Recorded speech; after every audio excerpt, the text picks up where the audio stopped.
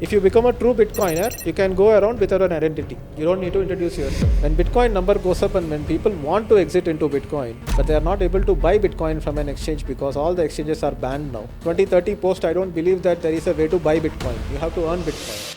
Bitcoin is ready-made for them. But then when you go and explain it to them, it doesn't strike them that way. So how do we change that? Mutual funds sahi hai, sahi hai, sahi hai. Kya sahi hai usme? People who are in mutual funds not even beat inflation. When you have that frustration that I have worked hard, I have created value for other people, that is my life energy. I want a container for that life energy, a container that does not leak that energy. Then Bitcoin makes sense. It's like your battery. Like an antibiotic, Bitcoin is a silent revolution which is healing the system. You don't need to protest on the roads that rules change karo.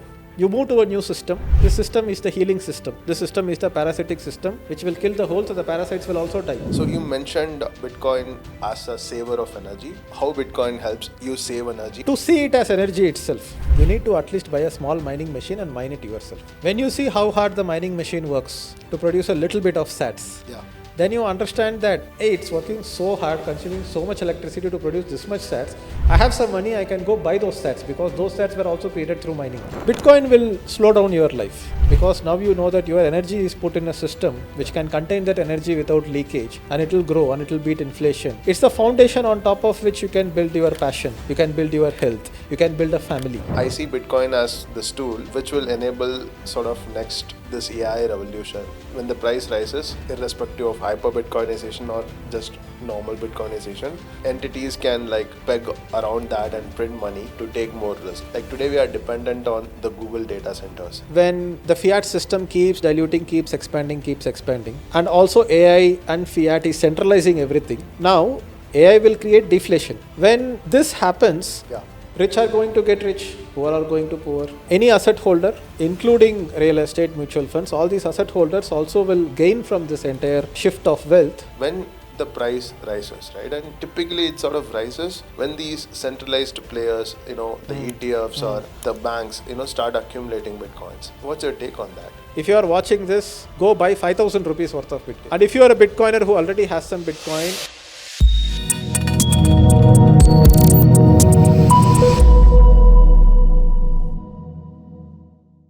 Hi Deepak, welcome to the show. Thanks for taking out time. I know you as the author of this amazing book called The Spiritual Money and as the founder of microstartups.com and also a digital marketing expert.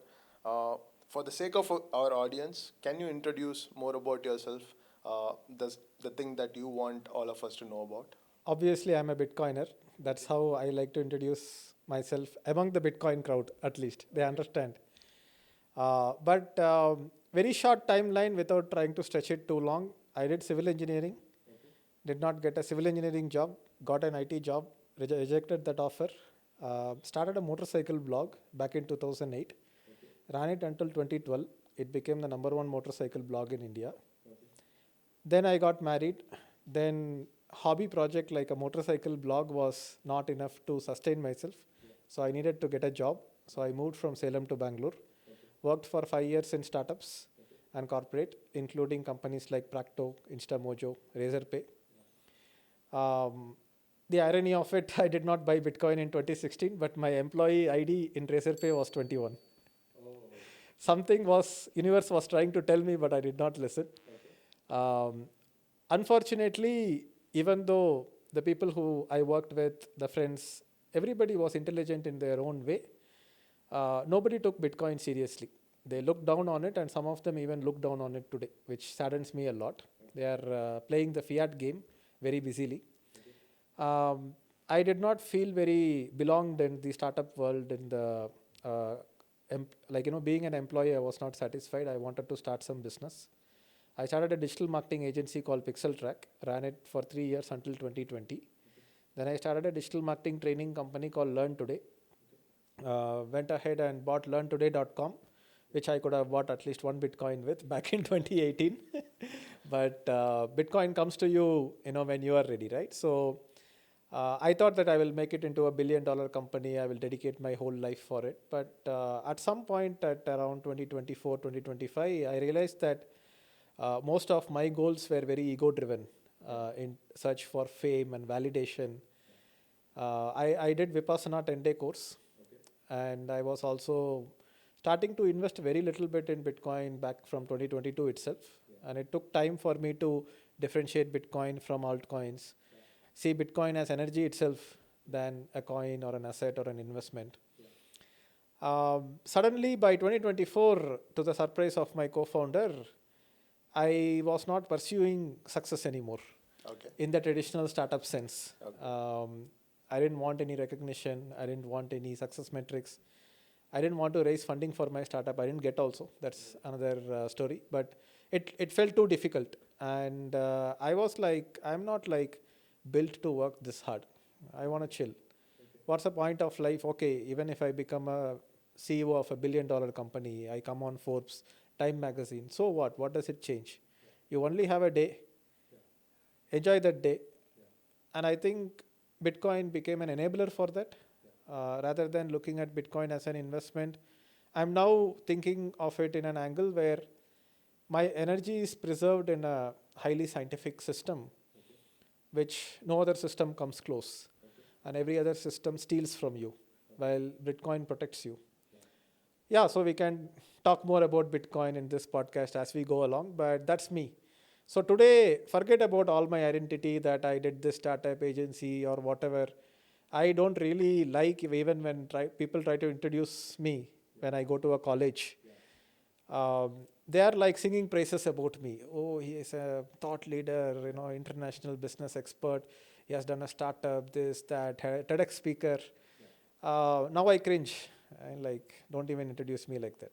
Who are you? I'm Deepak. That's all. So that's a question that has become difficult to answer for me over a period of time. Okay. Got it. And that's very deeply rooted in the spiritual money concept of Bitcoin itself.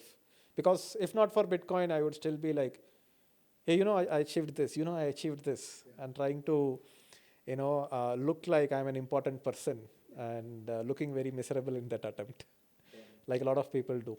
Yeah.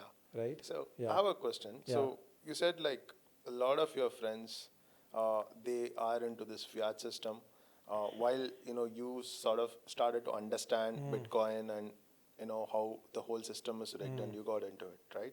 So did you ever try to speak with your friends and try to explain Bitcoin and I did. make them? How was that like? I asked this question because I've spent considerable amount of time in educating business owners, employees, even technologists about Bitcoin, and I find that even the most intelligent of people are not interested in Bitcoin, right? Yes. If they are willing to spend time on in learning about Bitcoin, I think a large majority would understand it. But people are mostly disinterested. They are like, it's scam. So this is the common thing that I see, right? So I want to hear from you what your journey was like when you tried to explain Bitcoin to others. I've tried, I've burnt my fingers, I've got hurt, and I've decided not to try to orange pill these folks anymore. And the closest analogy that I can come with to understand the behavior of very intelligent people from IITs and IIMs who are extremely resistant towards Bitcoin as a new idea or a concept. There is this story I heard from Osho. I listened to Osho's audiobooks and I heard this story. It's an example, analogy. Don't know if it is true or not. There was this mental asylum, and India and Pakistan are separating. And the mental asylum is right in the middle of these two borders going. So the politicians come and ask these people, okay, now the country is being split into India and Pakistan. Yeah. Where do you want to be? Do you want to be in Pakistan or do you want to be in India? And these people in the insane asylum are like, what's wrong with this guy? We don't want to be anywhere. We want to be here. Okay. And then the politicians built a wall right in the center. And these became Pakistanis and these became Indians. Now, who is the mad person here? Whether the people in the insane asylum or the politicians who are trying to create a border between these two. The way I look at it is that for them we are idiots, for us they are idiots. And one of the reason why it's very difficult to unplug people from the matrix, looking at that way, because orange pilling, red pill matrix, that analogy runs very deep in our community. Just like Morpheus in Matrix movie says that certain people you should not unplug. It's not going to rest with them well. They cannot take it. You just need to be young enough, open enough, like Neo, where you can unplug them and they can see the reality. Okay, I was living in a virtual world. Now this is the real world. The reason why it is so difficult to unplug them is because many of the pedigree folks, right? I will just call them pedigree rather than calling it IIT, IIMs, even though that forms a large portion of it. You have colleges like, very good reputed colleges, merit-based system. The system that works for them has been built on validation from fellow human beings. And that validation is deeply rooted in your identity. Now, Bitcoin is a tool that will rip away your identity unless you are a little bit inducted on the spiritual path. What is spiritual path? No religion, no mumbo jumbo. I am basically saying that you have an identity. My dad thinks of me something, you think of me something, somebody thinks of me something. Most of the people think of themselves as a reflection of all these people's opinion of them. If I ask somebody, who are you? Their answer is their perception of others' perception of them. Yeah.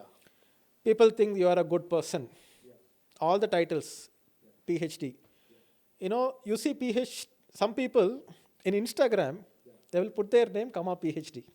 And they will put doctor. Right? Why? Because you think that you are better than other human beings because somebody gave you a title, whether it is MLA, MP, CA, IPS, IRS officer. Some people on LinkedIn will have list of MBA, comma, this, comma, that, comma. Doctors, I understand. You need to know, okay, these guys have studied this, I can go and treat myself. But most of the other people, doctor, generally what is the language? If I say doctor, he heals. Now you have done a PhD on some weird subject. Now what's the point of calling yourself doctor there? It's all an ego play. It's an identity play.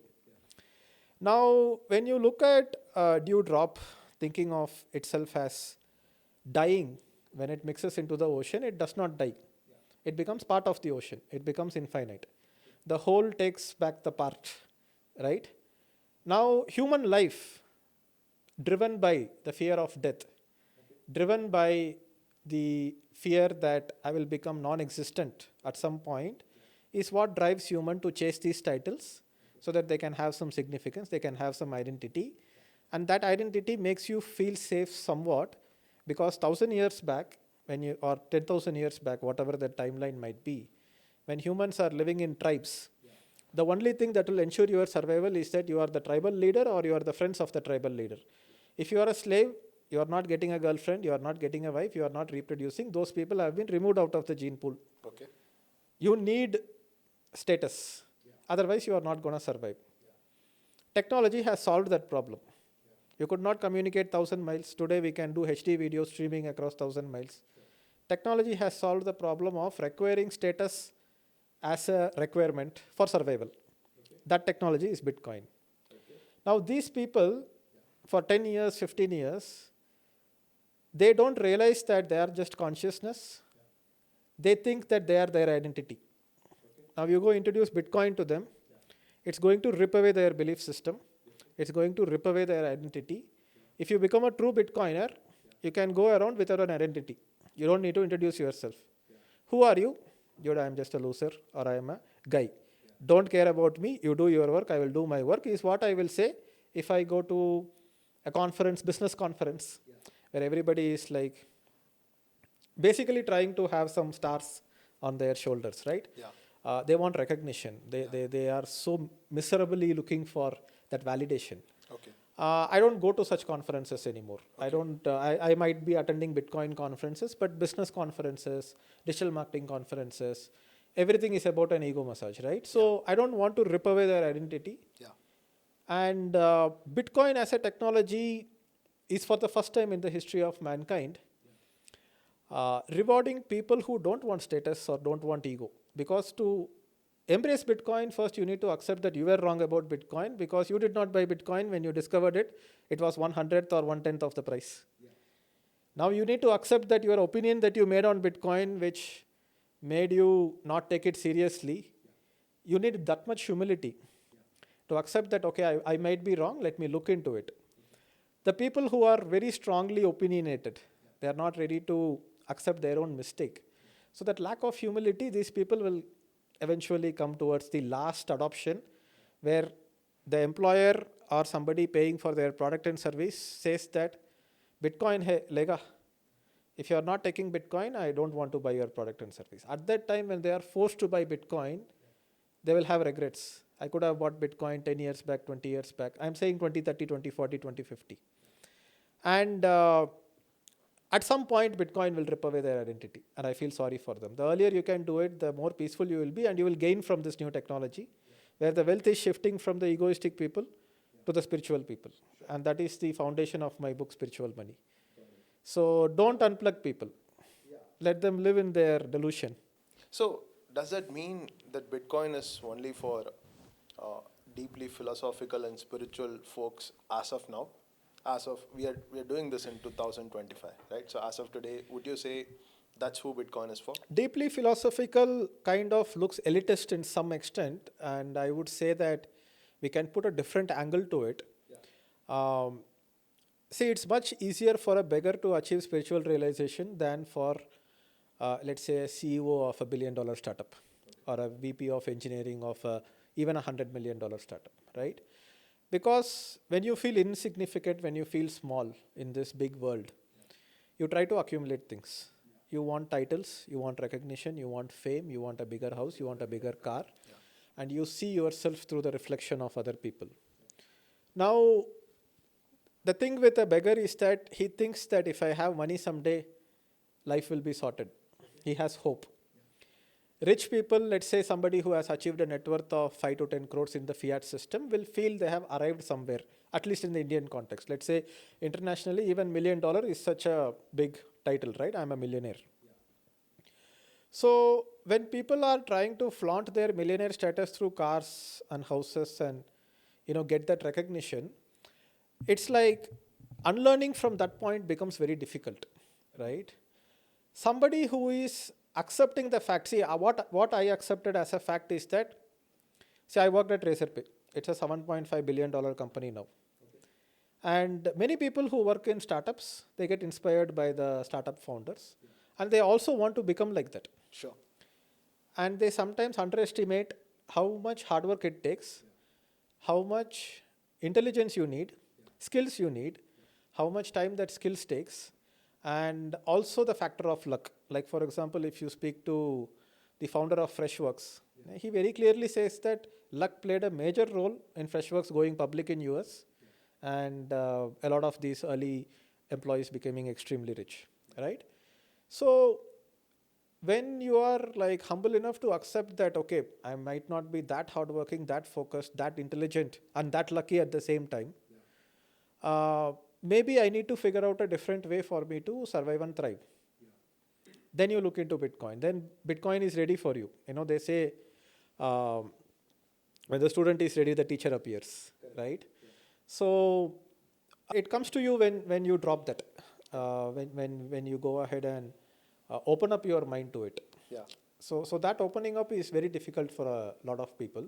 Yeah. Is So the way I would look at it. Yeah. how do you think we can break it? Because you're quite right in saying it's for people that are not in, that want to, have freedom and have a really good life, but not in the category of the top 3% that you mentioned in your book, right?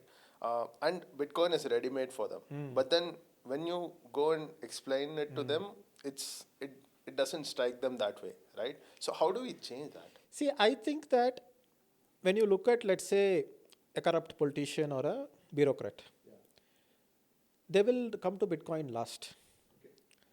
And one of the reasons that they don't look into Bitcoin is because, apart from the humility to accept that you might have been wrong about Bitcoin and look into it, if you are not an IIT, IIM pedigree, startup build kar liya, you have venture capital investors lining up, you have angel investors, that you are connected, the right networks, right clubs.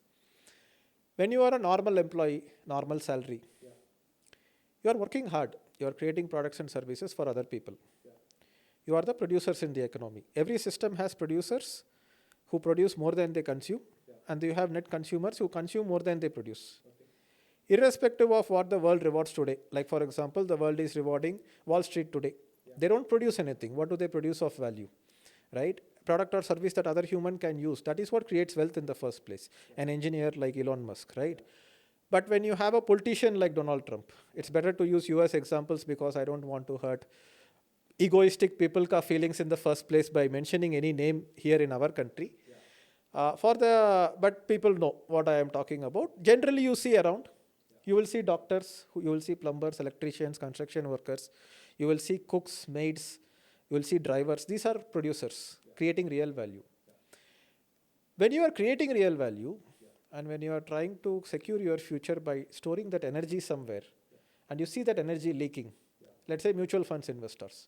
Mutual funds sahi hai, sahi hai, sahi hai. Kya sahi hai usme? People who are in mutual funds not even beat inflation. Yeah. Past 2 years, let's say. Yeah.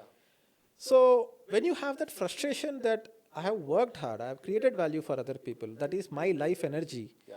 I want a container for that life energy, a container that does not leak that energy. Yeah. Then Bitcoin makes sense. It's like your lithium ion battery, reliable battery, economic battery. The net consumers who are parasites in the system. What does Donald Trump do? Nothing. All he does is talk politics. Does not create anything of real value that people can use. Not a car, not a rocket, or not even a simple handicraft item that a villager in Tamil Nadu can create a nice handicraft item. Donald Trump can't make it. He is of net zero value to the world. He just talks. Now, the net consumers or the parasites in the system, the right word is parasite, they don't look at Bitcoin because their frustration of not being able to save the energy does not even exist because they did not do anything useful to create that energy in the first place. They did not create anything of value. Whether you took bribe or whether you got paid legally from people's tax money, people who are productive entrepreneurs, productive artisans, workers. Now this is what is being leached off. Okay. Now that is free money for you. Yeah. You sat, you did politics, you wrote some exam, you got some title. Yeah. Real kaam kahan kiya? Where did you do the real work? Yeah. Now because you don't have that problem of your energy leaking, because you never created the energy at the first place, the wealth is shifting from that part of the society to the part of the real creators. Okay. If not for Bitcoin, it's like a virus attacks a host. Yeah. The host dies, but with that the virus also will die. Yeah. From Roman Empire to Spanish Empire, everything died because of debasement. Yeah. Debasement is going on very clearly. Yeah. Now in this shift from fiat money and currency debasement, world which has been happening over and over and over again, this is like 2009 Bitcoin invention is like the center point. People in the future will look at, like today we say BCAD. It will become pre-Bitcoin, post-Bitcoin. It's 5,000 years before Bitcoin, 5,000 years later Bitcoin.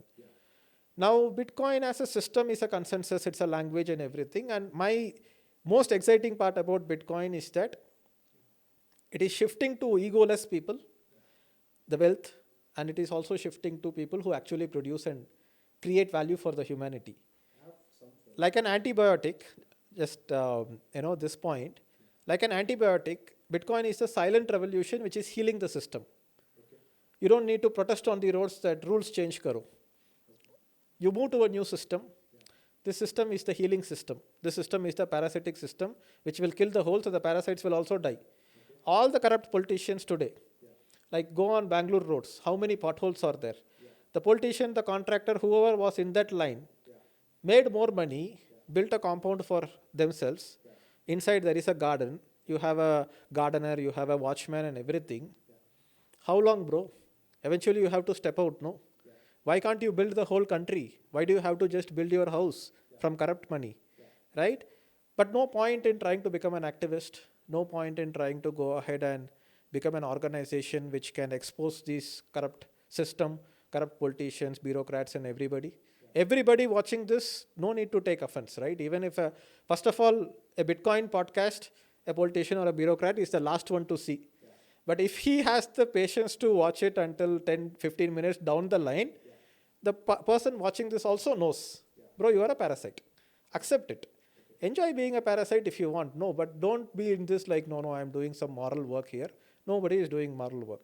A ditch cleaner or a sewage cleaner is doing more moral work, right? So my anger in the system, which all of us have, social media may be post or a potholes is this corruption. Uh, Channelize all that anger into understanding Bitcoin, understanding the technology, and talk about it. People who want to listen will listen, irrespective of whether this adoption accelerates or not. Number go up will take care of it. All the people will eventually come for the greed, stay for the revolution. That's the way I look at it. Very interesting way. How you put the current system as parasitic and Bitcoin as the antibiotic there, right? Very interesting way of looking at it. I think you are used to talking about Bitcoin to Bitcoiners, right? People who understand it. In this, the audience probably may not understand some of the terminologies you are using. So I'd want your help Sure. to explain some of that. So you mentioned, Bitcoin as a saver of energy, and debasement, which is the root cause of people not being to save energy right now, right? Maybe let's start with that. Can you help me and others understand Yes. how Bitcoin helps you save energy, and Yes. also, the concept of debasement? Yes. Yes. So before we get into that point, I also believe that rather than trying to orange pill non-Bitcoiners, make the existing Bitcoiners more toxic. That way they can go and make other Bitcoiners more toxic. I feel bad that the toxic Bitcoiners were not toxic enough that I got orange pilled back in 2016. Right? If somebody was believing in Bitcoin, why are you sitting and hesitating on the sidelines? Come hold my collar and give me a slap and say, bro, look into it. No. I knew people who recommended me Bitcoin back in 2014. I say, bolke chhod diya. Dude, if you believed in it, like, you should have made me believe in it, right? So now I know Bitcoiners who have 10% of their net worth in Bitcoin. I want to convert them into 90% net worth in Bitcoin rather than trying to get somebody off from zero. Because the guy sitting at zero will come when Bitcoin is at a million. They will come when Bitcoin is at 10 million. No doubt about it, right? It's a mathematical certainty which we understand. People watching might not understand why we have so much conviction because they have not put in the work. But anyway, if anybody is slightly orange pilled, they are the ones watching this podcast. Let me try to get them more orange pilled by going into these layers of understanding energy itself, right? So, obviously, for the deepest insights, people can read my book. I don't want to start from the history of money, why money exists, barter system, double coincidence of wants, all that I don't want to get into. Let me try to put it this way. There are multiple levels of thinking. Intellectually lazy people don't go to layer 2, layer 3. They just follow the herd, they are sheep. Somebody is watching, they are like, I don't want to be sheep anymore, is why they are watching this. Yeah. Now, on level 1, if you want to think, I work in a job or I do some business, I get some money. Basic understanding people have, I cannot keep money as money because money will dilute in value. The cost of things will go up. Whether they understand inflation or not, they do understand that I need to invest this somewhere. So what does your wealth manager recommend? Chalo sir, real estate thoda le lo. Get some mutual funds, get some stocks, get some blue chip stocks. Then you can have some gold. Bitcoin, no Bitcoin, because the wealth manager does not understand Bitcoin. The wealth manager's very existence is threatened because of Bitcoin. So obviously they won't understand Bitcoin. I know wealth managers who are Bitcoiners themselves, and they do wealth management for other people and they don't recommend Bitcoin. I know such people as well, right? Because they have just got tired of trying to explain it to clients. Sometimes, like whatever the customer wants, you give. If the customer is not happy with Bitcoin, then they don't recommend it. So this cannot be spoon fed. You have to go and pluck the fruits yourself and eat it, right? Okay. This is level 1 when you go ahead and just leave it to your wealth manager to like do a portfolio allocation.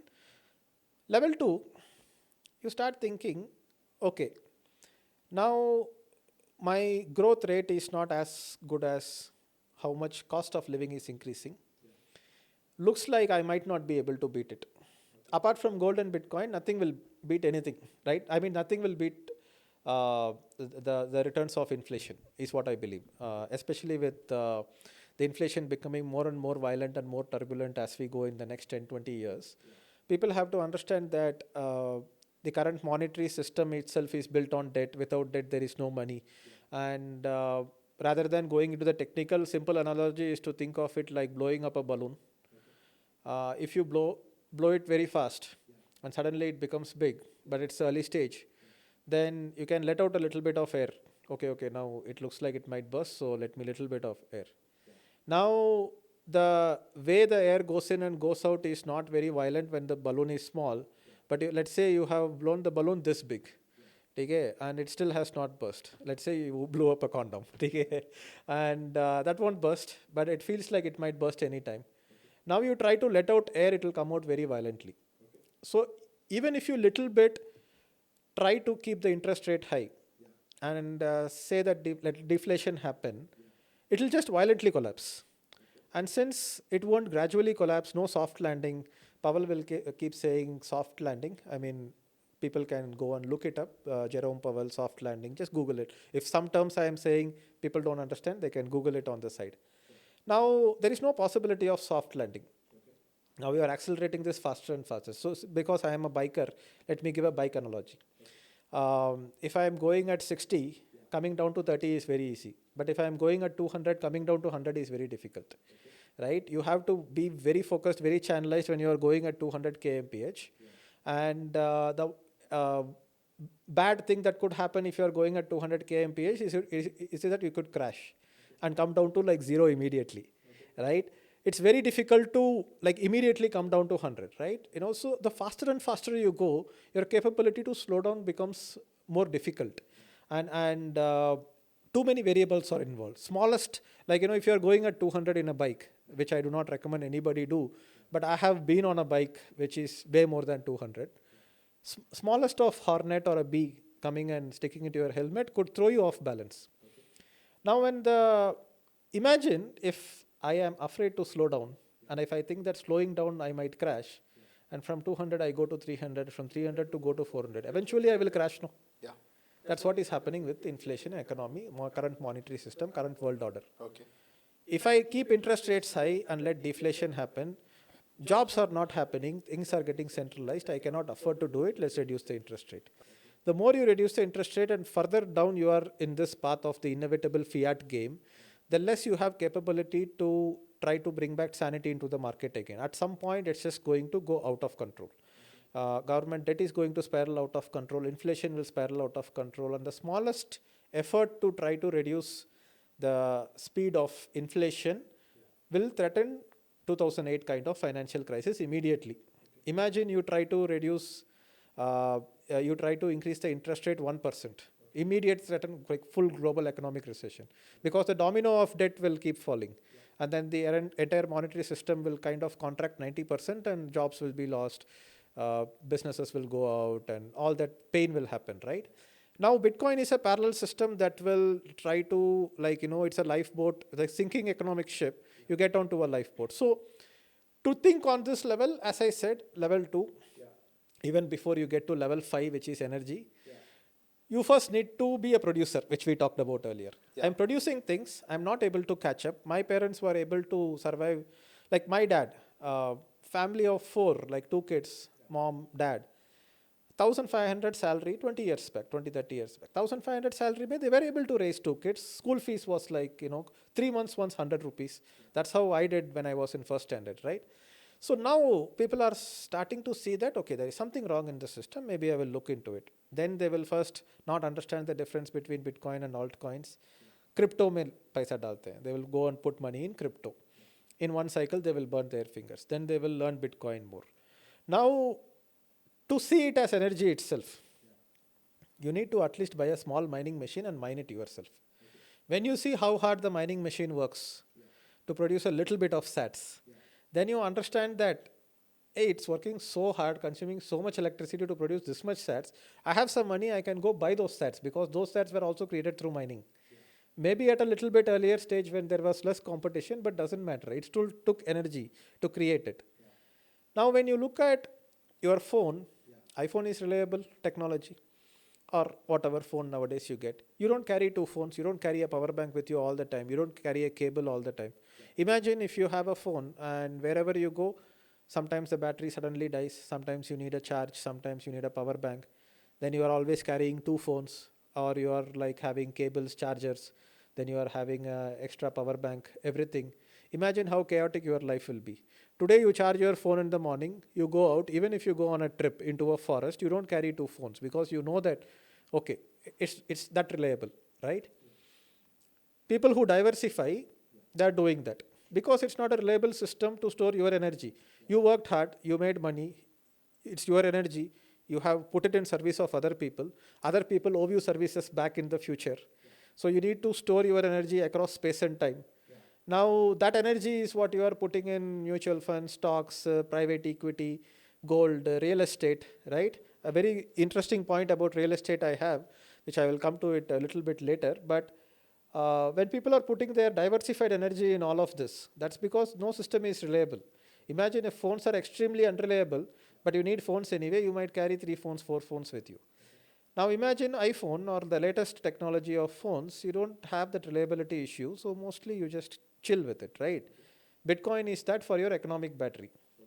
Once you have such a reliable system, you don't charge your iPhone for 100% and then try to charge it to 200, 300, 400%, right? Okay. Or carry extra power banks always with you.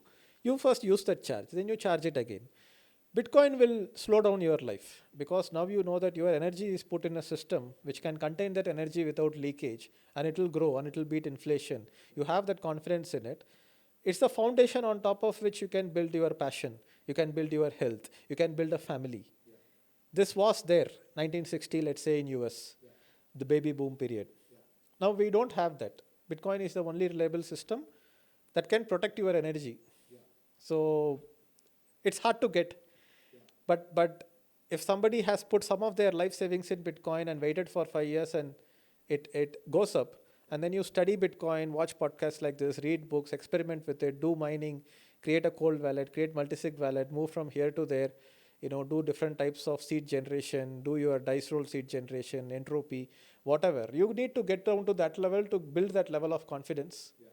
And if you put in that work, then it will change your life. If you don't want to put in that work, want to be intellectually lazy, saw somebody on some news channel saying that, oh, Bitcoin is a hype. Although 16 years se they are saying no. If 16 years ke baad, if it has still not died, you better look into it. I woke up in 2020. I started studying it deeply towards end of 2020. Everybody comes to Bitcoin at the price they deserve. And the price is drop your ego, drop your identity. That is the price.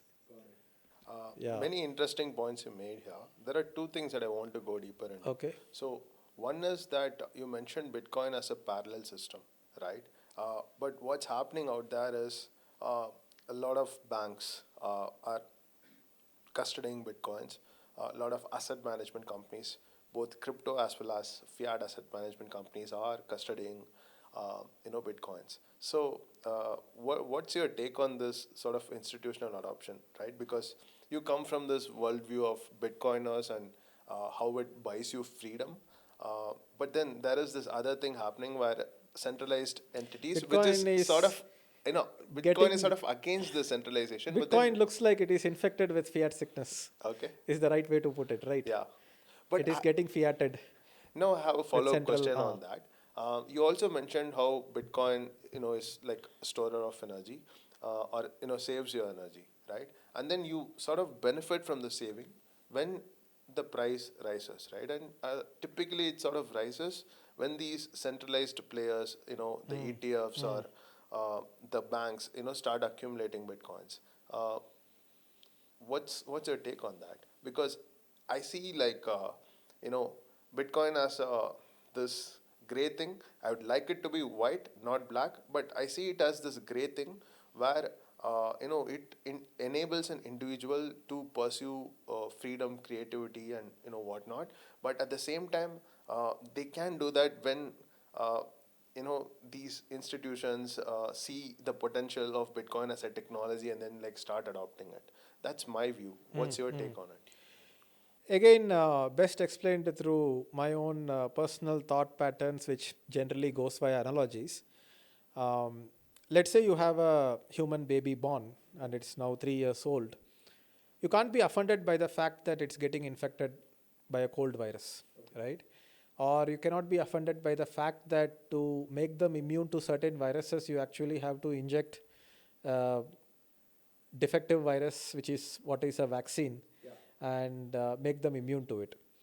So Bitcoin as a system is getting infected from the fiat system. Obviously, as Bitcoiners, we do enjoy the price going up, because price going up is the ultimate marketing for it, which will create more Bitcoiners. Let's say 3 million Bitcoin is left in the exchanges today. We just need 30 lakh people or 3 million people to buy one Bitcoin each to take it all out of circulation and drive the price up to infinity.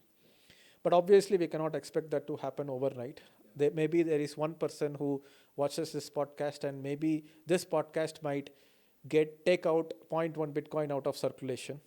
My book might have taken out 1 Bitcoin out of circulation, right? So slowly, as we take it out of circulation, the fiat system, which has adopted Bitcoin for fiat gains, will eventually realize a fiat profit on it. And it will come back to Bitcoiners who are hodlers like us. It will eventually come back here only. Just like water evaporates, goes to the cloud, rains, and comes back to the ocean and comes back to earth. It will eventually get distributed. And this is required for the price to go up. Because Bitcoiners who are enjoying the price rise are not like, okay, I 10x'd my investment and you exit. Because you will exit and put it on what? Right? You cannot like exit Bitcoin. Bitcoin is the exit. Right? People who have bought Bitcoin for $100, sold it at $10,000, are now buying back at $100,000. I know Bitcoiners who had 20, 30 Bitcoins. Now they are struggling to accumulate one Bitcoin, because now their mindset has changed that this is the future. Earlier they felt like they won a lottery.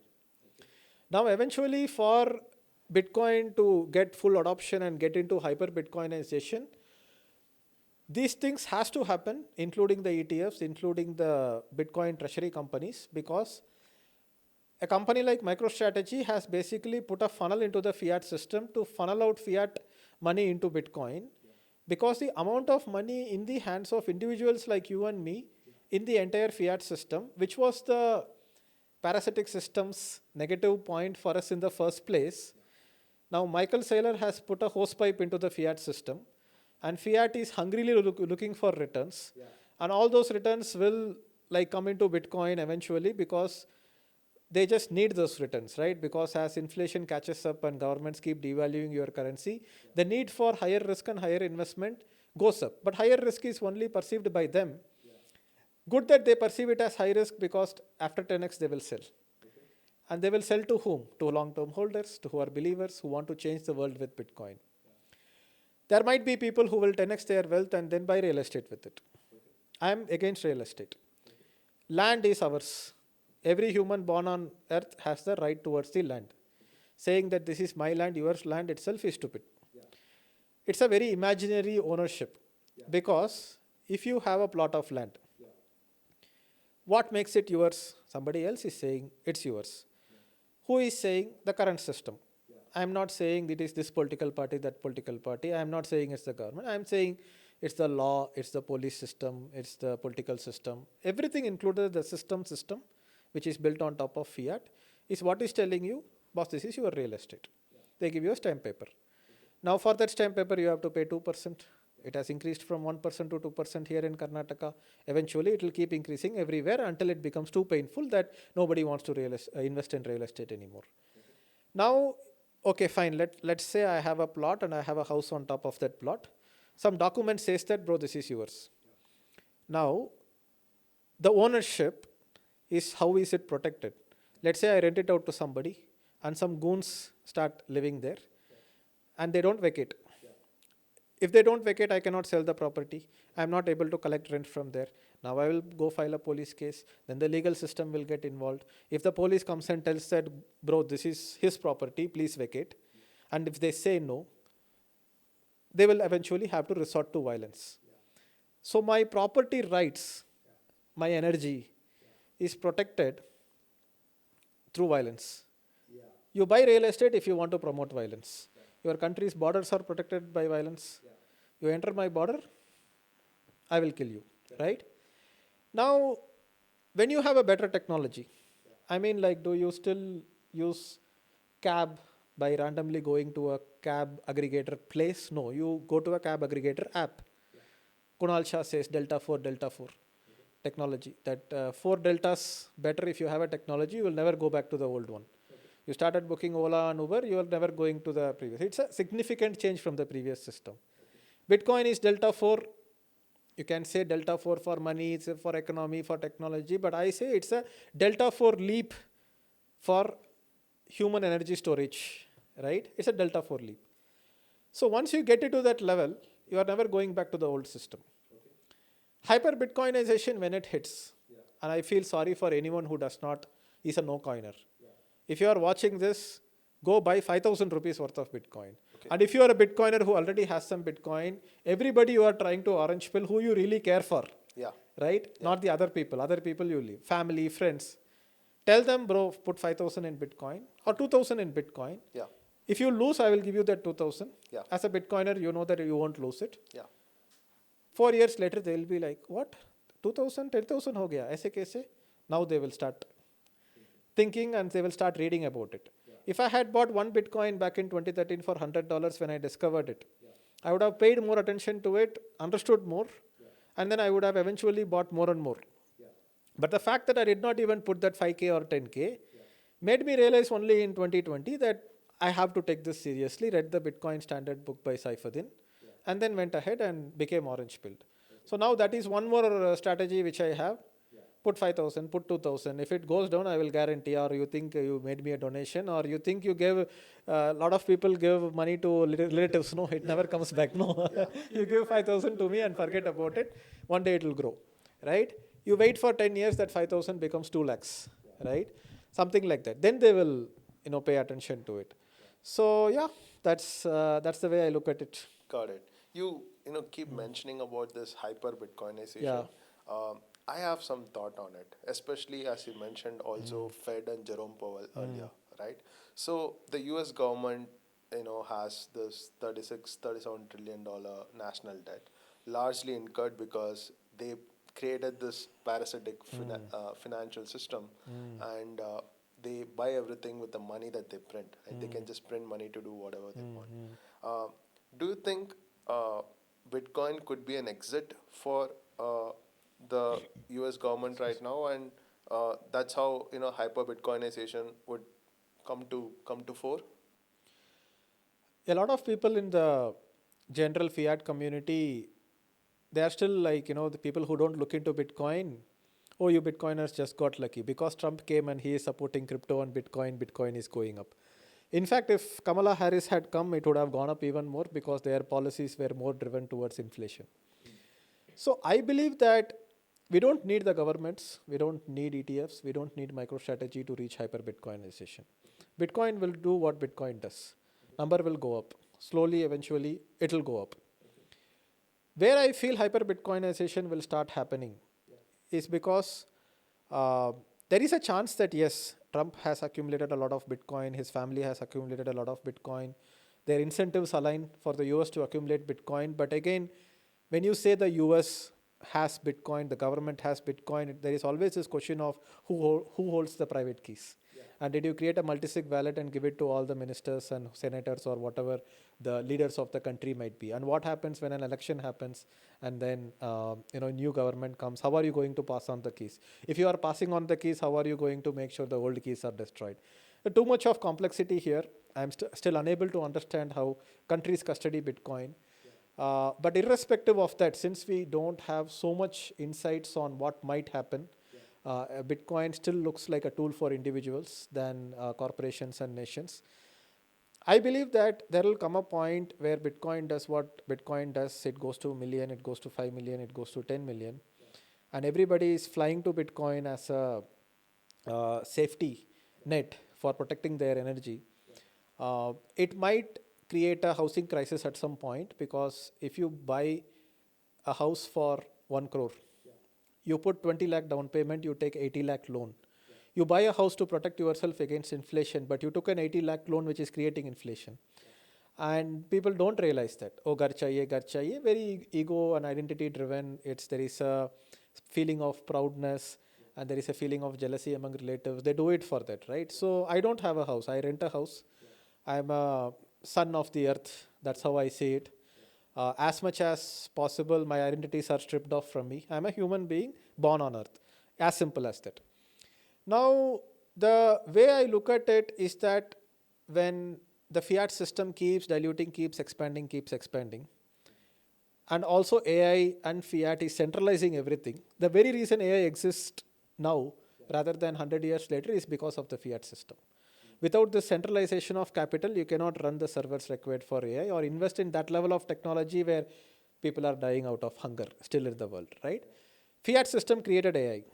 Now, AI will create deflation because AI will remove the requirement for, let's say, construction workers, cab drivers, cooks and maids also might be removed, right, at some point. When this happens, rich are going to get rich, poor are going to poor, going to get poorer.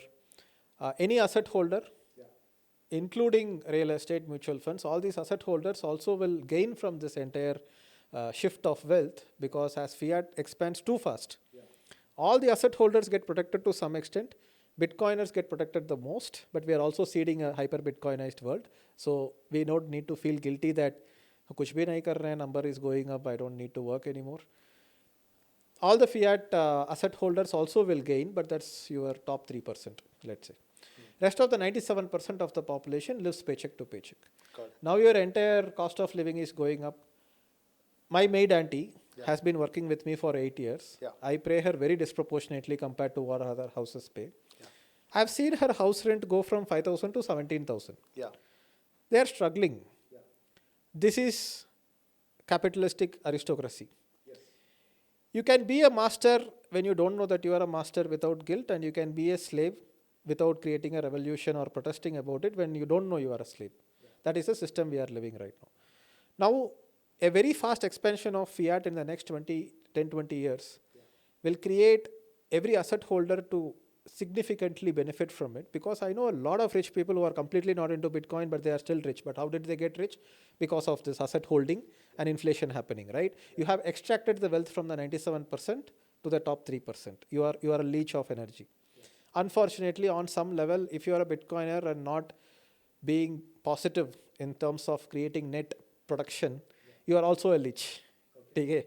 If you just got Bitcoin very, very early, and then you just got lucky, maybe you can consider it that because you could see the foresight that this could lead to a hyper Bitcoinized world, that's the reward that Bitcoin gives you. It's not necessarily leech of energy from productive people. You are actually creating that much value, because if the OG Bitcoiners did not buy and hold Bitcoin, Bitcoin wouldn't even have reached $5,000, right? They did that value because we are going to a hyper Bitcoinized world because of them.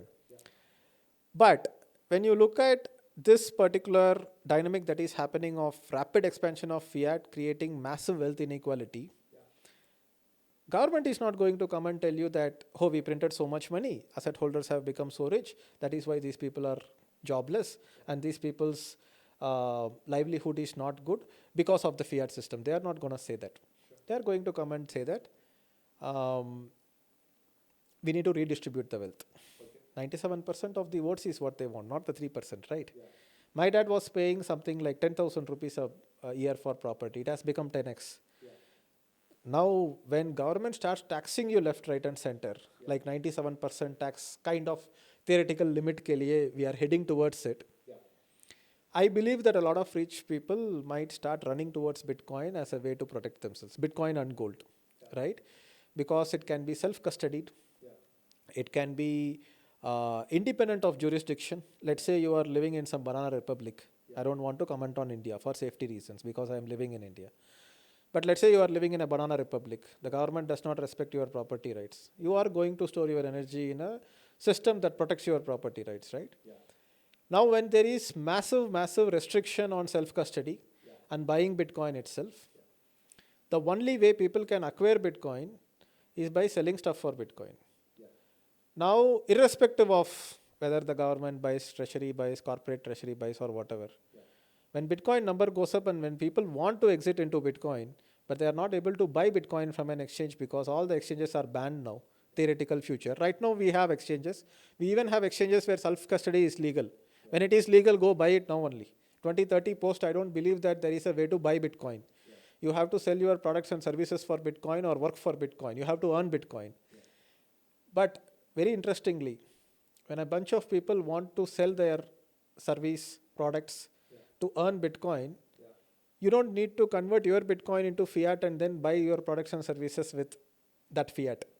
Because these people are accepting Bitcoin directly, you start paying with Bitcoin. Now this becomes a self-fulfilling prophecy and a self-feeding cycle. More products and services are available because Bitcoin price is going up. These people want Bitcoin.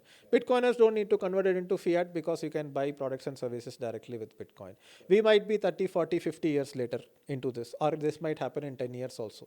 Bitcoiners are very bad at predicting, because once you get orange pilled, you expect everybody to get orange pilled very fast. It took 4 years for me to get to this level of toxic orange pilling, right?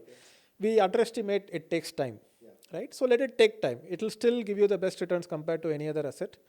When this feeding cycle starts happening, you are cutting out fiat from the entire Bitcoin ecosystem. Provided quantum does not break encryption, because nothing is 100% sure. Provided layer 2 builds reliably. There are issues with Lightning Network till today. I have done my research. It's not at a level where you can release Lightning to the whole world and ask everybody to transact in Bitcoin.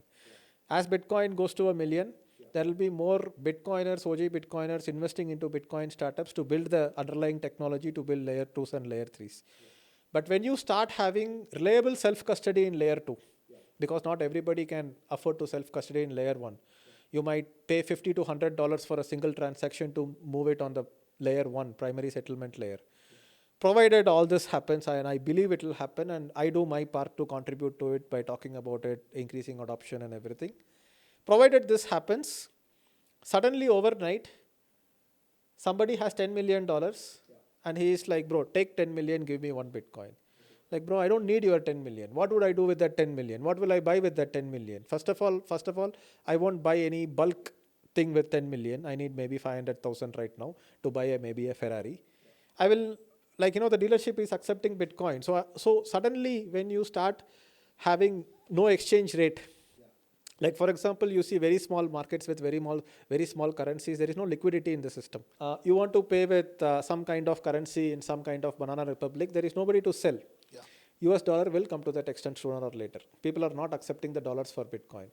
That's when the guy who is offering 10 million will be like, chalo 20 million le lo. Because I have all this fiat, it's worthless and it's diluting. And whatever money I put this in, which is controlled by the system, it's taxing me to death. That I can't even save 10% of it. I don't mind putting 20 million for a Bitcoin. And that's when people will see, maybe it goes from 50 to 100 million like that.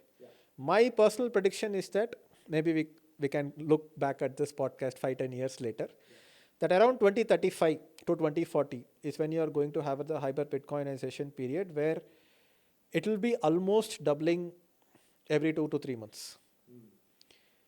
100K today we have. Imagine 100K becoming 200K by December, goes to 400K by March, goes to 800K by July next year, and by end of next year it's at 2 million. Imagine the kind of psychological effect it will have on people. All the people who are saying, array Bitcoin, no future, array scam coin, all those people will line up. And that's where hyper Bitcoinization starts happening. And that will happen when you stop exchanging Bitcoin for fiat. And you do that when more people are accepting Bitcoin. And more people are accepting Bitcoin because they have no other way to accumulate Bitcoin. Very interesting. So this is my personal belief. It might work out this way, or it might take another route and still reach 10 million also. Maybe MicroStrategy goes to 10% of the supply, and just because of that it reaches 10 million. That could also happen. Yeah. I have a slightly different take on the timings. The way I see it, so far, Bitcoin price has been tracking M2 money supply, right? And you also spoke about house loans, right? And house loans are part of this M2 money, right? So I see a future where the business cycle is ending right now. The tariff war is happening because countries are deciding how they want to deal with each other. Should America become a manufacturing nation again? Should India continue to be this IT services nation, or should we diversify into something?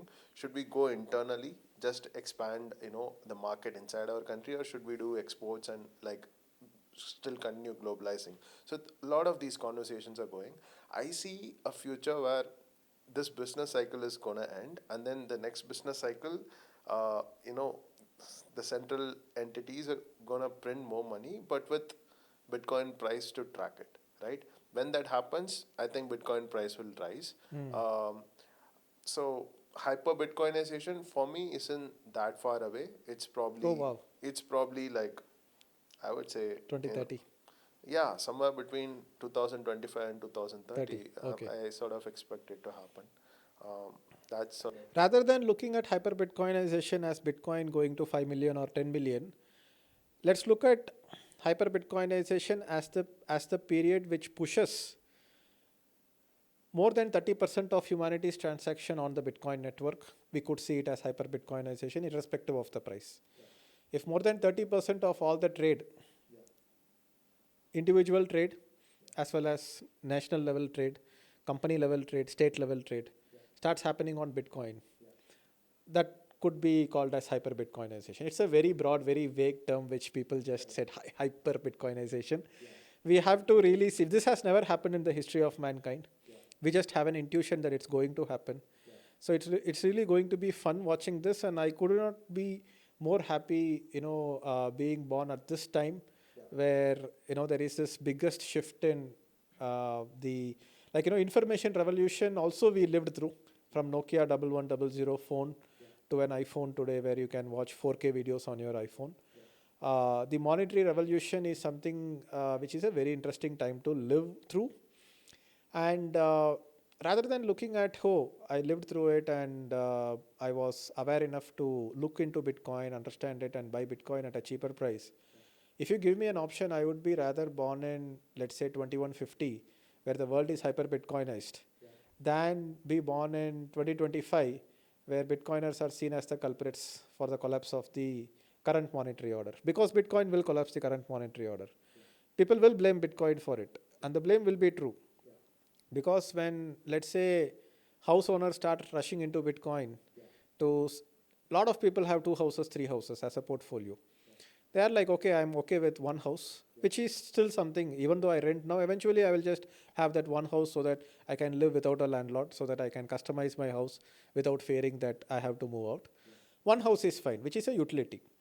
But all the people who are using houses as a portfolio to protect their energy, if they start rushing into Bitcoin, a bank gives loan on a 1 crore property and it gives 80 lakh loan with an assumption that the price of that house is not going to go below 80 lakh. But if you have 10% of the house owners move into Bitcoin for returns, and let's say a bunch of real estate investors watch podcasts like this, then who do you think is going to be blamed? People like us. That, hey, because of Bitcoin, housing crisis is happening, right? Because of you, we got exposed. That's basically what they are saying. But they are saying that because of you, this is happening, so Bitcoin is bad. So ban kar do Bitcoin ko. So that way, if it gets banned, then I'm okay to comply, right? Maybe I go on a boat somewhere, right, for a vacation. So that way, when you look at the sovereign power that Bitcoin gives to an individual, uh, you can be a Bitcoiner, I can be a Bitcoiner. I transact with you on layer 1. It's as good as international trade. One of the book title ideas that I have for my next Bitcoin book, to predict how hyper Bitcoinization will happen, the title of the book will be called 8 Billion Nations, right? You are sovereign and you are a nation by yourself. Your personal identity is your own country, your own religion, your own system. And you get to a world where there are no borders. Utopian, yes, but we can dream big, right? If Satoshi Nakamoto did not dream this, we would not have Bitcoin today. So I believe that we eventually become 2,000 countries, 3,000 countries, then scatter more, become 10,000 countries, then we become 100,000 cities. Balaji Srinivasan talks a lot about it. Network state and state is, yes, is that utopia, but it's not based in this real land. It's based in a sort yes, of a metaverse yes. land, right? Like you can stay in India, you can stay in Singapore, you can stay in Lithuania and still be part of network state. That sort of is. He is predicting more of, let's say, 50, 100 years later. If you think about 300, 500,000 years later, nobody cares which nation you are and there are no passports. You can travel anywhere because there is no crime. And you are just an individual. Your private key is your identity, right? So that way, eventually, everybody becomes self-sovereign. and you are born and you get good education, and then maybe AI teaches you education. I don't know what will happen, but can we have the kind of level that we have reached, right? Obviously, we are not billionaires or whatever, but we are sitting in an air conditioned podcast studio and talking something very deep on an intellectual stuff. I believe every human can be like this if they were given the right opportunities, right?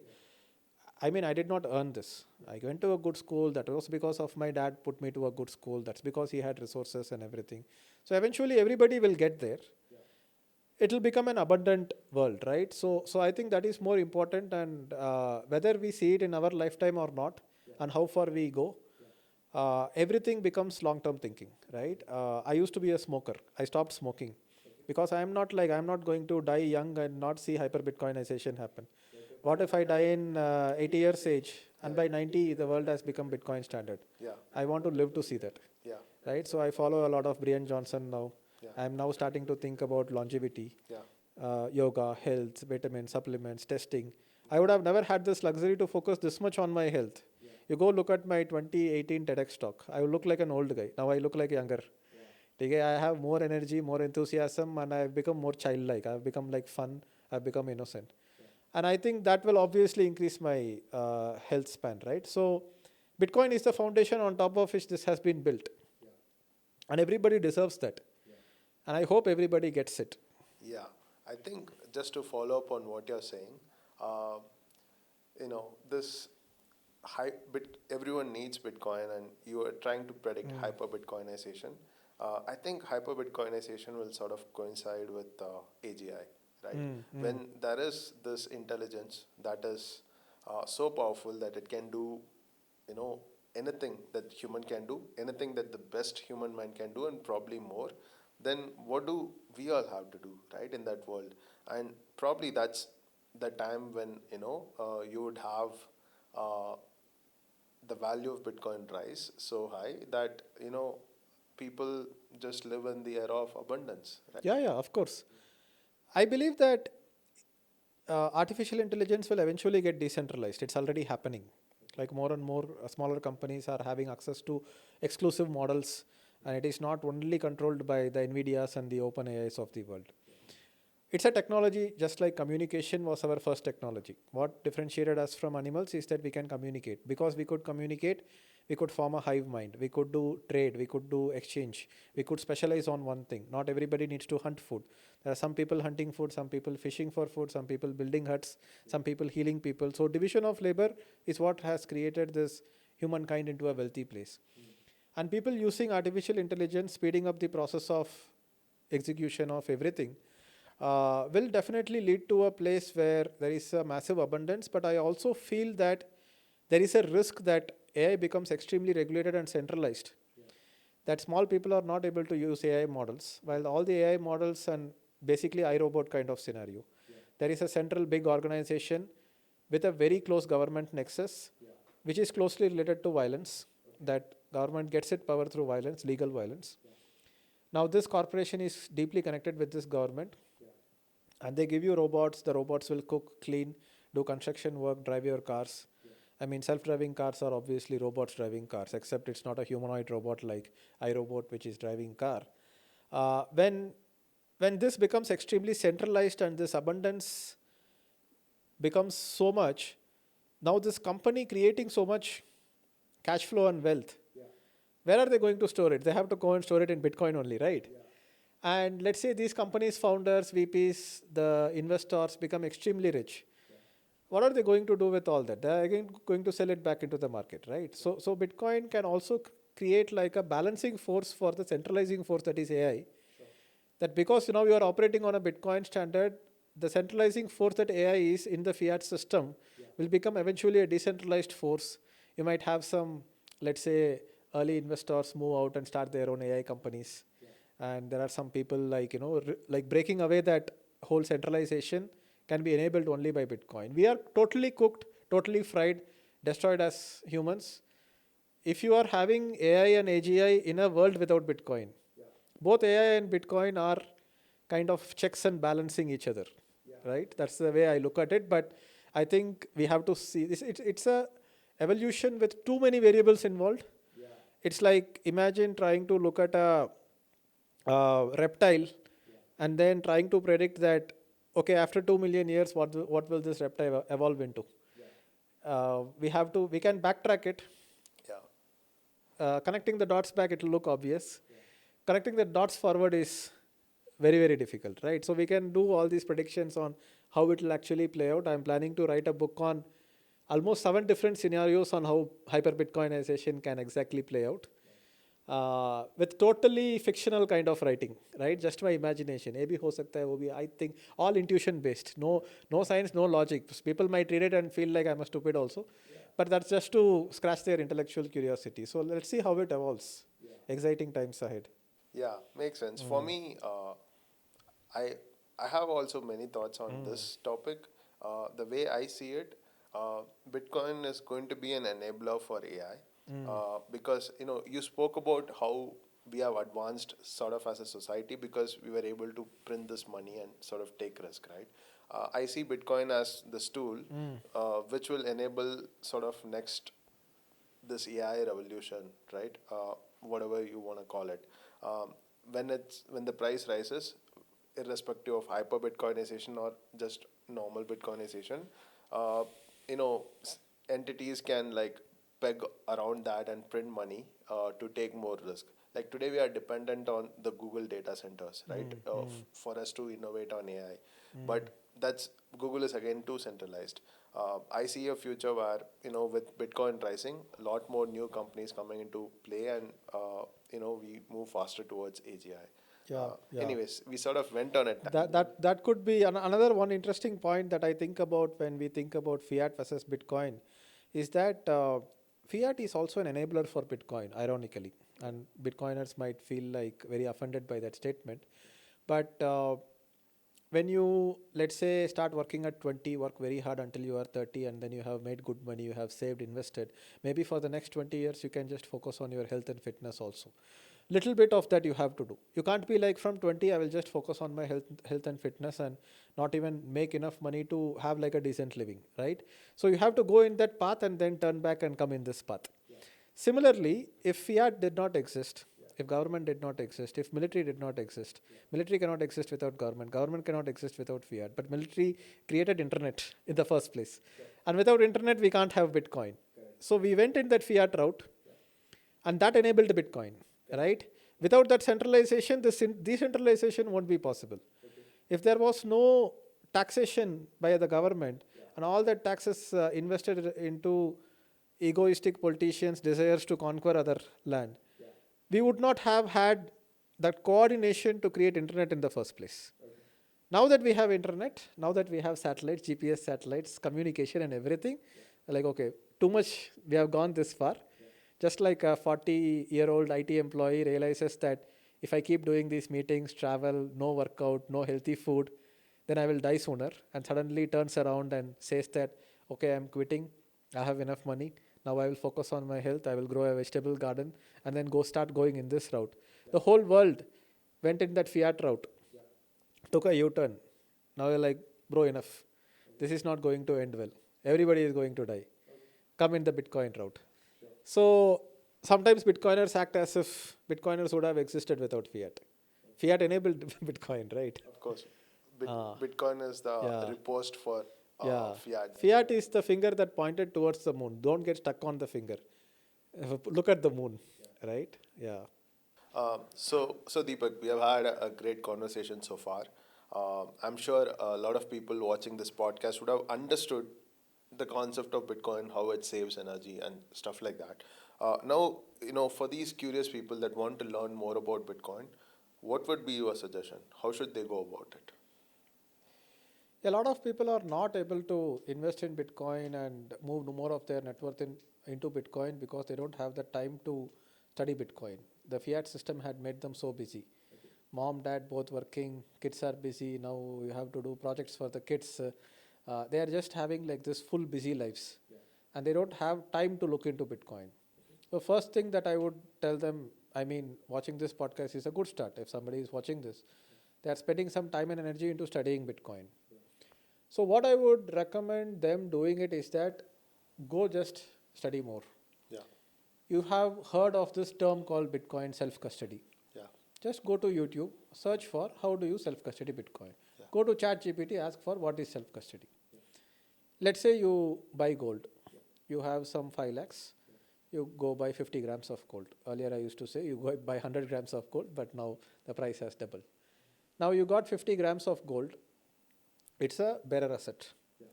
You hold it in your hand. There is no name attached to that gold, that this gold belongs to so and so, just like other assets that you have in the system. Now when you think about you hiding your gold somewhere deep inside, dig a 100 feet deep hole and hide it into the Himalayas, nobody can find it for hundreds of years. That's what Bitcoin self-custody is. You can think of it as a suitcase with a 3-digit number lock. It is mathematically represented as 10 power 3 because it goes from 000 to 999. If you want to break open the suitcase by unlocking the lock without breaking the suitcase, you want to like open the suitcase, you have to try combinations from 000 to 999. At one point you will unlock it. Now this complexity of password is 10 power 3 only, 1000. Bitcoin's encryption as a digital locker is 2 power 256, which is more than the number of atoms in the universe. Just have to trust the mathematics is that nobody is going to randomly stumble upon your wallet. If you are so paranoid, create a multi-signature wallet, you are sorted. You have increased the complexity even more. Now, self-custody is basically an encrypted wallet with a 256-bit key. You have a 256-bit key, keep it with you, don't reveal it. It creates a public key. On that public key, you can receive Bitcoin. This is one angle of approach to study. Somehow gets your hands on $5 or $10 worth of Bitcoin. Try to put it there. I will not name any exchanges, but figure out an exchange which can legally allow you to self-custody. As of now, whatever we spoke on this podcast, as of today, is legal. Future may it can become illegal. Maybe Bitcoin itself is declared as illegal. A lot of people are like, oh, what if the government declares it as illegal in the future? I don't want to buy Bitcoin right now. Maybe you need to think, why would somebody declare something illegal if it helps you, if it increases in value? Maybe you have to think they don't have your best interest in mind. Then do what is right for you. So I will leave them with that thought. But as of today, there are exchanges which people can find out just with a little bit of Googling and research. There are exchanges which will allow you to withdraw the Bitcoin from the exchange to your wallet, and your wallet is created through 256-bit encryption. Now, obviously, it's like learning swimming. You cannot learn swimming by watching a podcast about it. You have to go and practice. And this needs time. So the first requirement is that can you slow down a little bit? Maybe say no to that promotion. Maybe say no to that extra side hustle that you are doing while you are doing a job. Maybe say no to another business if you are already a businessman. Right? Slow down. Because I can tell it with 100% confidence that rather than investing your time in doing an extra side hustle, investing in time in starting a new business, investing time in doing some earning activity, and leaving it to your wealth manager to put that money into whatever your instruments are, sahi hai, nahi hai, or whatever it is. The time that you invest in learning Bitcoin will give you a better ROI than all the things that you are doing. I know a friend who has 20 different businesses. He has invested in all the different businesses. He has this one, that. I mean, like, why? You are playing this fiat game, no? Now it's sucking away so much time. There is a meeting here. There. People take glory in having a busy day. Morning, say, evening, tak, I am like working and everything. Like, they are not intelligent, right? They are thinking that they are intelligent, and that prevents them from looking at the reality where life is not supposed to be hurried. If on a Monday evening you call me for a podcast and I have half a day free to come and talk about Bitcoin, this is what Bitcoin enables, right? So people have to slow down. Because imagine, 2016 I was like this, digital marketing manager, I will run campaigns and I'm going to digital marketing events and everything. If I had studied Bitcoin, I could have bought some 50 Bitcoins when Bitcoin was $500, right? Now imagine, today it looks like an impossible goal for me, right? All the other things that I did, chalo, conference karo, meeting karo, like do this, do that, all the productive things that people think they do. they are still not going to beat the returns of Bitcoin. So, so the more time you, obviously if you are 20, you have nothing. Right now, you cannot spend that much time in Bitcoin studying because you have nothing to invest in Bitcoin. You have to first create energy to store the energy, right? But if you are already creating energy, surplus energy, obviously, if you are earning 2 lakhs a month, spending 2.5 lakh a month already in debt, sorry, I don't have any hope for you. First of all, those guys are not even watching this podcast. But if you have surplus energy, you are making 1 lakh, let's say you are spending only 70,000, you are having excess of 30,000 a month.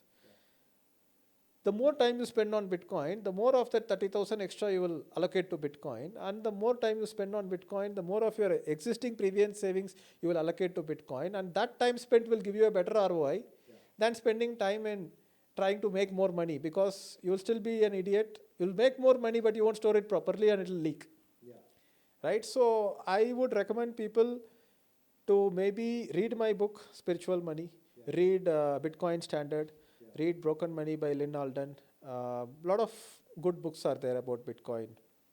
One by Price of Tomorrow by Jeff Booth. Jeff Booth is my favorite guy in terms of linking Bitcoin to spirituality, right? And to read a book is a very rare skill today, right? Intellectual laziness. Stop being intellectually lazy. That's what I would tell people. Like, get down that path. Just because I told you so, put some 10,000 in Bitcoin and forget about it for 3 years. If you are so busy and don't even have time, at least do that. No. What's the worst case that could happen? 10,000 will go to zero. So what? According to you, not according to us. So once people get into that, they will get into that rabbit hole. Then they will be on their own. You just need to go to that escape velocity. A lot of people that I meet have this question of self-custody versus central exchange. Do you think we should answer that question, or do you think people, when they learn about Bitcoin, will figure out what to do? I mean, level 1 is obviously to open an exchange account, put some 5,000 and let it sit there. Then level 2 is that put it on a hot wallet. Then level 3 is that put it on a cold wallet. Then level 4 is that put it on a multi-sig wallet. Then distribute that signatures across geographical locations. Then if you have so much net worth in Bitcoin, distribute across different jurisdictions. Sure. Then level 5 is that you create a mining machine. Then level 6, level 7, you become a toxic maximalist. You write a book about Bitcoin. You do podcast about Bitcoin. I think everybody has to become a mini influencer among their family circle, convincing other people that stop investing anywhere else. Like, it might not be relevant for people who are 60 plus years right now, because they might not feel like, even if it has a future, how does it matter to me? Because for me, my investments has worked. I've built a family. Now kids are there, grandkids are there, let them take care. Very, very difficult to orange pill. I have felt that anybody in 60 plus, almost impossible to orange pill is what I am feeling right now. It's best for people who are middle class. Rich people, the people who are earning money through unethical means, the parasites, don't have a problem of my energy is leaking, because it's not even your energy in the first place. So what, it leaks? It's free money for you. And very rich people, they have offshore accounts. They have maybe so much money. It's like just tagged as, they don't even worry that inflation is eroding my savings, right? We have people in India who are like Pablo Escobar rich, right? They have cash stacked there somewhere. They're not even worried that the cash is losing value. Their worry is that I should not get caught with this cash. So it's not for rich people. Very good real estate still appreciates well, as long as rich people are still looking at real estate. Very poor people, or rather than saying poor people, I would not demean them by saying that. Let's say productive people who are working hard, but unfortunate to be in a life position where they are just living hand to mouth. And every man has this need to have a wife, to have kids, and to provide for a family. Every man deserves that, right? So when they do not have any inheritance or have surplus energy produced and invested into assets, and they live paycheck. I know people who earn a lot. They earn, like husband and wife together earn 5 lakhs a month, and they spend 5 lakhs a month. And they sit on zero savings except one house, for which EMI is also part of their monthly expenditure. Kids, dogs, charity drives, everything, international vacations, right? Now you are also poor only, because you are not creating any surplus energy, you are not investing anywhere else. Now the people who are like poor in that sense, who are living paycheck to paycheck, no matter how much you earn, how much you spend, you don't have any energy surplus, there's no point. So Bitcoin is not for those people also, because they don't have the surplus energy to put that energy into Bitcoin in the first place. It's for the people who can be happy with maybe, bro, I worked 5 years very hard and I was absolutely frugal for the 5 years. Let's say 20 to 25. The math is, let's say 20 to 25, if you have worked very hard, stayed very frugal, saved money, and held one Bitcoin, you are probably the one who is going to enjoy it the most, because you have saved that energy into, let's say, one Bitcoin. That one Bitcoin is going to make you insanely wealthy if you can just not spend that for another 5 years, and then maybe slowly start liquidating, like, okay, 2031, to fund an entire year of extravaganza, including international vacations, buy whatever you want, maybe you liquidate just 0.1 Bitcoin. Then 2032, you won't liquidate 0.1 Bitcoin. You will liquidate 0.05 Bitcoin. Your wealth will grow faster than you can spend it, as long as you are not spending it on stupid stuff like egoistic stuff, right? You got into here because you dropped your ego. Then don't use Bitcoin to build it, which is what a lot of people are doing right now in Dubai. People who have 100 Bitcoins, 500 Bitcoins, they are driving around Lamborghinis and everything, and they are intolerable, right? It has come into their ego. And those people will spend it off, and eventually they will spend off all their Bitcoin. Their children will spend off all their Bitcoin. It will come back to the people only, right? So it's fine that inefficiency exists right now, but it's for the middle class. It's for the people who can just about have this frustration that I'm creating surplus energy, but I don't have a reliable system to store that energy. Yeah. They are the ones who should take Bitcoin the most seriously. Got it. Got it. Makes sense. And I think you have also given good guidance on how people should think about learning more about Bitcoin. Yeah. I have one final question, right, as we wind up this conversation. So, Bitcoin is, you spoke about it as, a saver of energy, how it allows you to pursue creativity and freedom, right?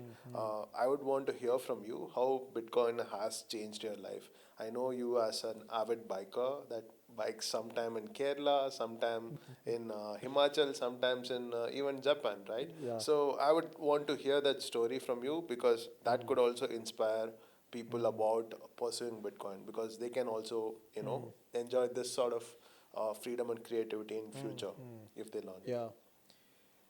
More than Bitcoin enabling you financially to kind of slow down, not be always working, and have the wealth to pursue your passion, more than that enablement, I believe that Bitcoin gives you this change of mindset, that you don't need to chase validation, ego, status, success anymore for making sure that you survive, right?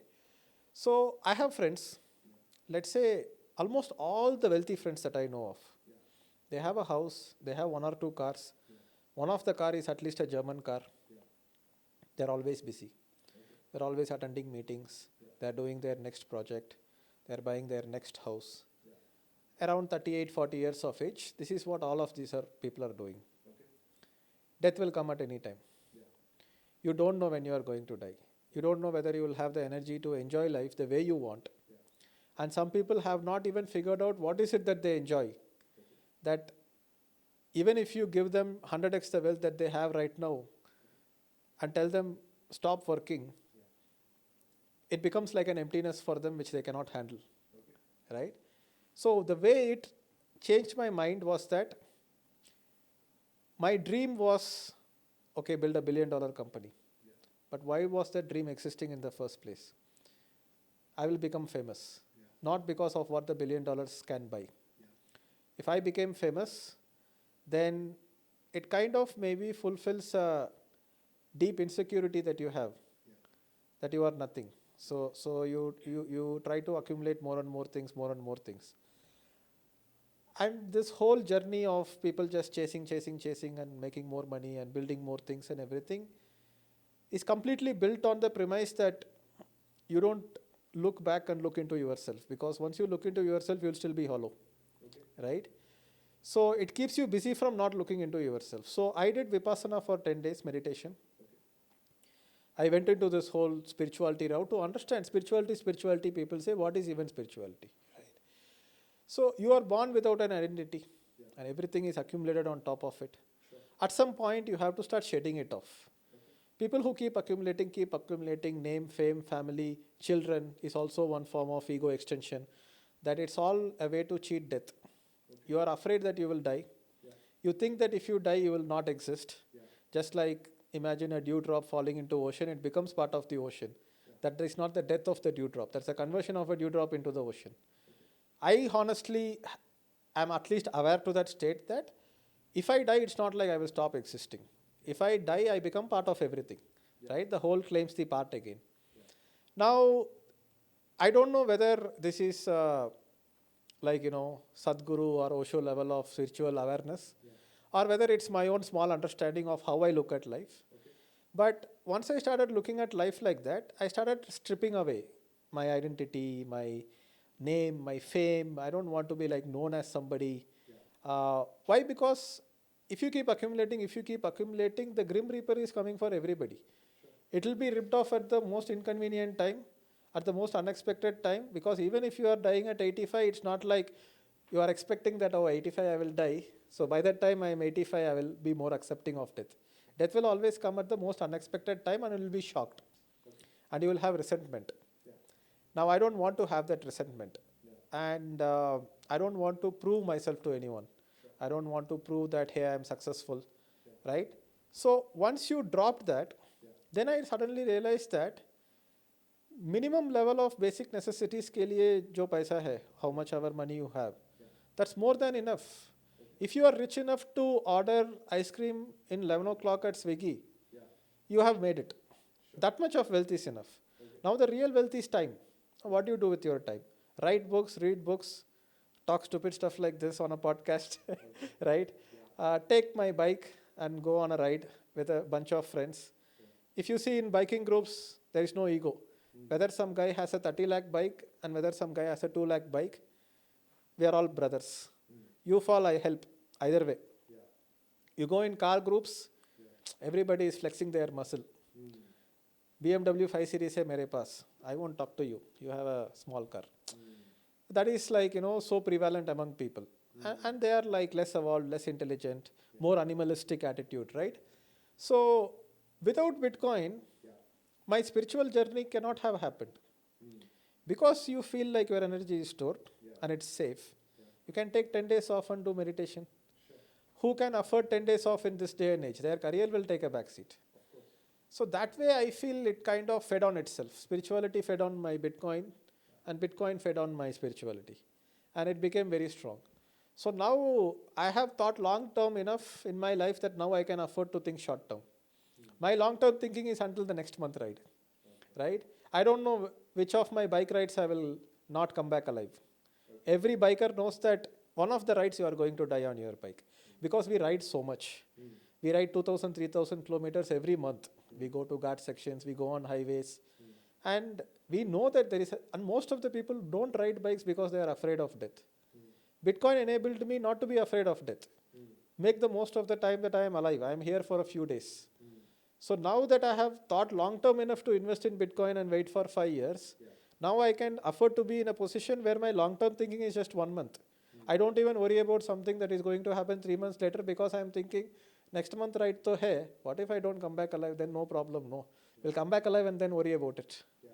So this impact, I think only Bitcoin can create in people.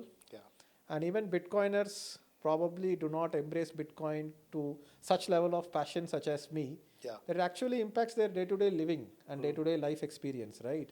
So that is my personal experience of Bitcoin and how it has enabled to follow my passion. I just like riding a bike, going to different places, meeting different people. I'm doing a Japan ride, which is a 15-day trip, 1,500 kilometers across rural Japan back into the city. So start from Tokyo, ends back at Tokyo. And a lot of people like my father-in-law were like, oh, you are going to Japan. Oh, what conference is this? What are you going to do there? No, uncle, what are you talking about? Conference and everything. I'm done with all of that. Yeah. I'm not traveling for work purpose anymore. Yeah. In immigration, they ask no work, Yeah. work or leisure. Only leisure I will travel. So, and I will come back to my home. I don't want to live anywhere else, work anywhere else, all that. So yeah, so cheers to Bitcoin for enabling this lifestyle for me. And it's not like I've invested so early and I'm so rich or anything. Whatever Bitcoin you have, whether you have zero point 0.1 Bitcoin, 0.5 Bitcoin, or one full Bitcoin, it's just the mindset. I've decided to live a very simple, frugal life and put my money where it matters. I want to buy a BMW car, but I chose to let go of that dream in the favor of buying a BMW bike and spending money on very costly gear like helmet, jacket, and whatever. Society wants you to dress with blazer, bow tie, and have like a clean combed hair. What I want to dress is wear a helmet, wear a jacket, and go on a bike, right? That's how I want to dress. Now I don't have any dress collection apart from my riding gear. So could not have been possible without Bitcoin. So immense gratitude to Satoshi Nakamoto and to the entire Bitcoin community. We are Bitcoin. You are Bitcoin. I am Bitcoin. The community is Bitcoin. A lot of people ask, no, what is Bitcoin? Is it a technology? Is it a coin?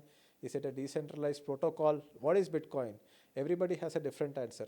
My answer is we are Bitcoin. Right. Bitcoin exists because we put energy into it. We talk about it. Yeah. We run a node. We run a mining machine. Yeah. We write a book. We tell people about it. Yeah. So we are Bitcoin. So yeah, that's my final thoughts about Bitcoin. Thank you, Deepak. Yes. This was a eye-opening conversation. For me, I'm passionate about Bitcoin, but not to the extent that you are. But after having this conversation, I probably want to go deeper into it so that I can also have this life Yes. where you are not worried about like Yes. really long term, right? You invest in Bitcoin and you enjoy your life, right? Yeah. And people who are invested in Bitcoin, if you are investing a small percent, you don't have that much conviction, it's fine. But if you have invested a large percentage of your net worth in Bitcoin, and if you worry that Bitcoin will go down, then you are not a Bitcoiner. Invest in Bitcoin, put a large percentage of your net worth in Bitcoin, and have an absolute conviction that Bitcoin is going to the moon. And if that conviction level is any less, then go do what I am doing. Go write a book, do a podcast, go talk about Bitcoin in every conversation you can, and be a toxic maximalist. Then the Bitcoin is here today because of the toxic maximalist. If you don't have conviction and you worry that Bitcoin price might fall, become a toxic maximalist, and in spite of becoming a toxic maximalist, if Bitcoin goes to zero, we will all come to the streets together. You will meet me at the streets. We will somehow survive. It's fine. So be all or nothing. No. What is this middle ground? Either be a Bitcoiner or don't be a Bitcoiner. Either be a fiat-minded guy or be a toxic maximalist. There is no in between for me. Got it. Thank you, Yes, Deepak. yes. It was amazing talking. Amazing. Thanks for watching.